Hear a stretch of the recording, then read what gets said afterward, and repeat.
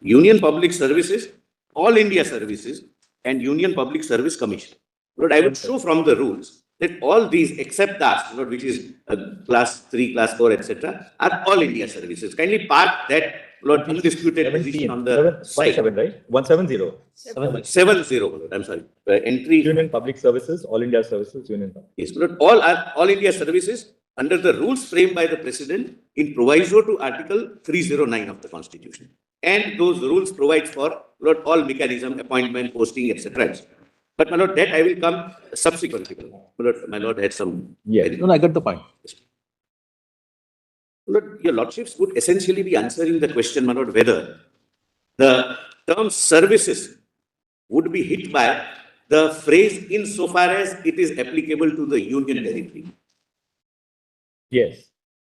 Because, my Lord, your Lordships are not deciding the question regarding the capital of the nation, and which will have far-reaching ramifications for the nation, my Lord. Therefore, slightly your Lordships may require a historical background as to how Delhi was conceptualized and eventually constitutionally provided for in a different governmental framework. There is a different, my Lord, framework provided, and there is a history behind it. Lord, kindly come to, Lord, one judgment. Lord, I'm sorry, I'm reading this judgment at the outset, but it's not on the question. It's on question of Delhi. What is the significance of Delhi? And therefore, my Lord, thereafter I'll take your Lordships to the, Lord, when you come to para 2 of my written submissions. Lord, right now, your Ladyship, my Lords may kindly take only the written submissions. I'll not go beyond this. And there also, Lord, I'll skip what is not relevant. Everything is relevant, but what need not be read. I'll my Lord, put it that way. Page 2, Lord, the judgment in Jagdish Sharan versus Union of India. The Justice Krishna Iyer's judgment, as the language would immediately, my Lord, make it clear. Para 10. One. Pardon? Para? Page 2, para 5, judgment para 10. Yes. Is a quotation. Yes. The capital city is not just a part of India. It is miniaturized India. A fact often forgotten by the administration in the field of culture and education, especially vis-a-vis regional minorities. It is megapolitan and people from all parts flock to this outsized city. But we cannot exaggerate this factor. For the presence of the farther regions like South and Northeast, population-wise is minimal and precarious. Shri Balakrishnan, the learned council, not the report, Balakrishnan report, not that Balakrishnan, insisted that university was sustained. Your Lordship can skip. We may, then para 56, we may wind up by articulating the core thought that vitalizes our approach. Anyone who lives inside India can never be considered an outsider in Delhi. The concept that people of Delhi has a right of will, etc., etc. Delhi is a cosmopolitan, not just cosmopolitan, it is miniaturized India. It belongs to the nation. It belongs to the entire country. Now, Lord, let's see, Lord. Now, kindly come to para 3. Historically, my Lord, why this would be relevant? Because your Lordships would be examining the chapter of services. And when your Lordship examines the chapter of services, your Lordships will need the distinction between the historical part A states, part B states, part C states, and part D states. There was a distinction which was, my Lord, eliminated, and thereafter, my Lord, now Delhi is formed not from part A and part B, but part C. The relevance I'll come to later. Kindly come to, my Lord, historical background, para A. It is submitted that Government of India Act 1935 recognized in the circumstances in which it was enacted 3 categories of components of erstwhile union, namely governors' provinces, federating Indian states, and chief commissioners' provinces. Kindly note here, my Lord, at this stage, Delhi was a chief commissioner's province. It was not a federating state. Lord, this classification was reflected in the grouping of states of the Indian Union as part A, B, C, and D states after independence and after Constitution came to be framed. Therefore, when the Indian Constitution was enacted, there were 4 categories of states known as part A, B, C, and D. Lord, you'll have to take it from me that Delhi was part C state.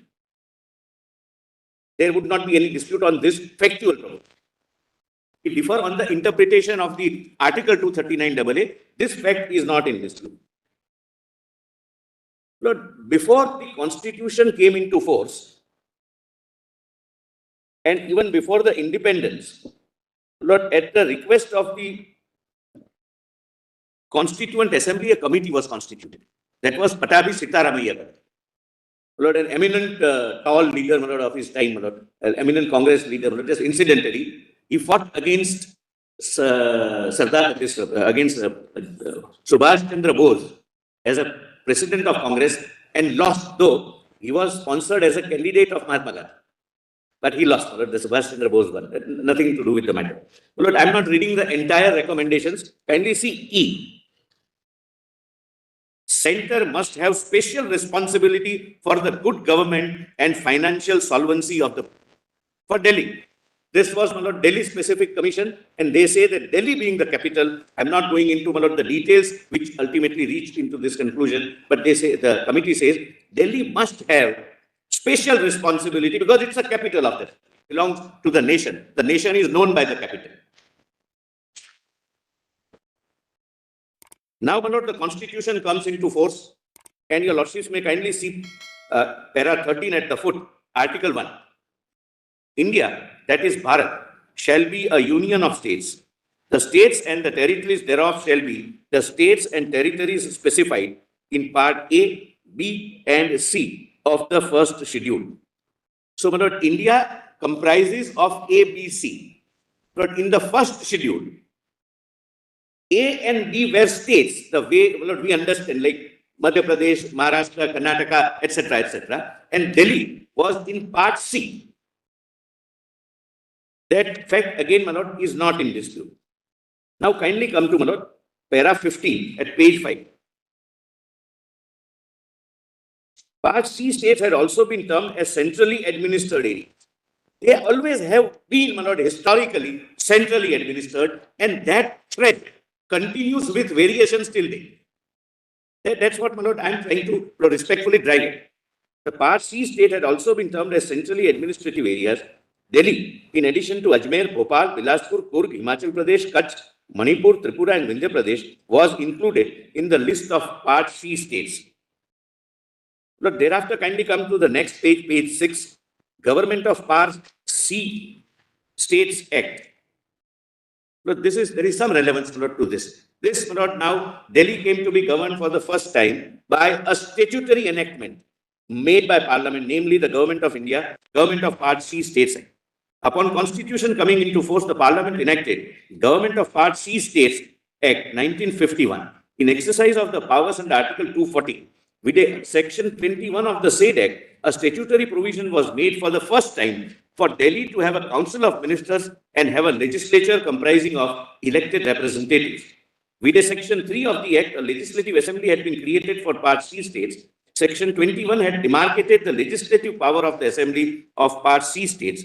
Section 21(1) had provided that the Legislative Assembly of Part C state could make laws with respect to any of the matters enumerated in the state list or in the concurrent list. However, insofar as the Legislative Assembly of Delhi was concerned, the proviso to Section 21 had specifically excluded number of subjects from the legislative competence of the Legislative Assembly of Delhi, including public order, police, land buildings, municipal corporations, etc. Now, kindly turn the page over, my lord, and come to para 22. Your lordships would notice, my lord, I'm skipping other paragraphs which may kindly be read, my lord, whenever your lordships find at leisure, my lord. But I'm right now not troubling your lordships with that. Para 22. Further, the proviso to Section 36(1) of the Act, inter alia, had provided that in cases of difference of opinion between the Chief Commissioner, my lord, the earlier version of the LG, and his ministers on any matter, the Chief Commissioner shall refer it to the President for decision and act according to the decision given thereon by the President. Pending any such decision, the Chief Commissioner in any case of urgency was duly enabled, empowered, and could take such action or give such direction as it deems necessary. My lord, this is the counterpart of Article 239AA, sub-Article 4. Slightly differently worded, but in substance, that is what it says. Lord, thereafter, my lord, the Parliament appointed Justice Fazal Ali Commission. Please see para 24. In 1953, Fazal Ali Commission was charged with the task of reorganizing the states on linguistic line by the then Prime Minister. In the year 1955, the Commission submitted its report. Lord, so far as Delhi is concerned, kindly come to page 10. What Justice Fazal Ali Commission remarked with respect to Delhi, which, please do not bear in mind, continued to be Part C state, not a full-fledged state, which it is not even today. But there is some other significance of it being a Part C state. Therefore, my lord, I am reiterating and emphasizing. Lord, page 10, your lordship, para 27. My lord, what there are other, my lord, things also. My lord, I kindly come to, my lord, page 9 first for my lord, time being. Para 285 of the report. Taking all the, my lords, everything. Taking all the facts into consideration, we recommend that the component units of the Indian Union be classified into two categories: states forming primary constituents units of the Indian Union, having a constitutional relationship with the center on a federal basis. These units should cover virtually the entire country, and territories which, for vital, strategic, or other considerations, cannot be joined to any of the states and are therefore centrally administered. Please see the thread which is running historically from the beginning, that there are certain areas which are so strategically located for various reasons. In some areas, defense strategic. For some areas, it may be some external affairs issue. In a capital like Delhi, it's a capital, therefore has its own strategy. And therefore, they say directly the center should administer. And therefore, my lord, I keep repeatedly insisting that UT is nothing but an extension of union.